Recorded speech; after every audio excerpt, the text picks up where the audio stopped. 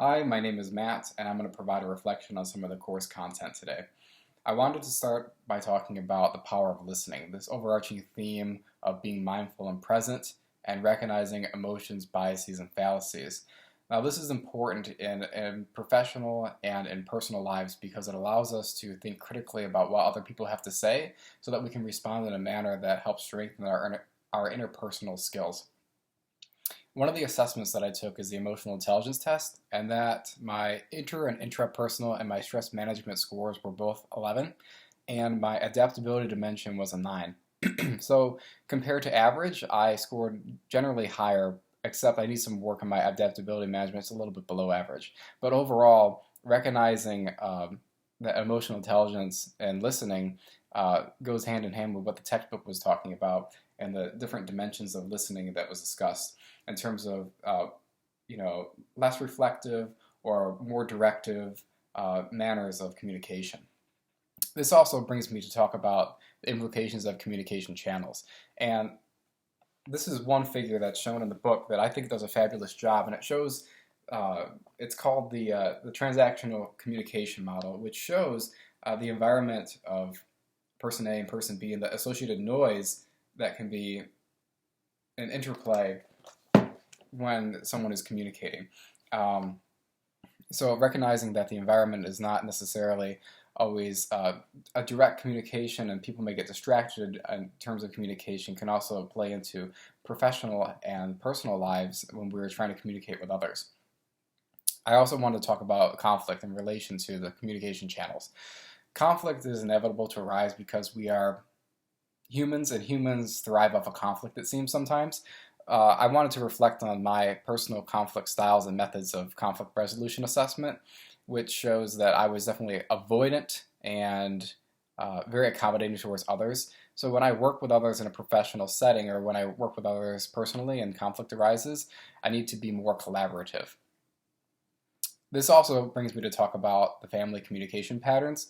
And I particularly really enjoyed this concept discussed in class because I could associate sort of what I've seen in my family to this what was discussed, and particularly with the Four Horsemen and defensiveness and stonewalling are some of the concepts that I can see in my own personal household.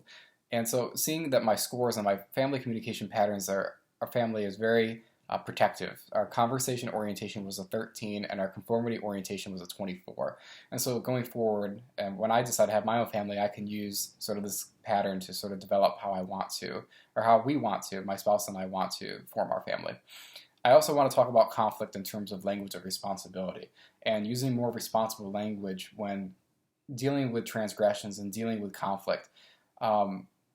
Reviewing my assessment that I took, my nonverbal forgiveness was an 11, my conditional forgiveness was a 5, my minimized transgression was a 6, my discussion of offense was 13, my benevolent forgiveness was 14, and my explicit direct forgiveness was a 14. And so all these numbers indicate that they are higher than the average. The average was around a 5 or a 6. 5.5 was the average, it looks like, for some of these scores.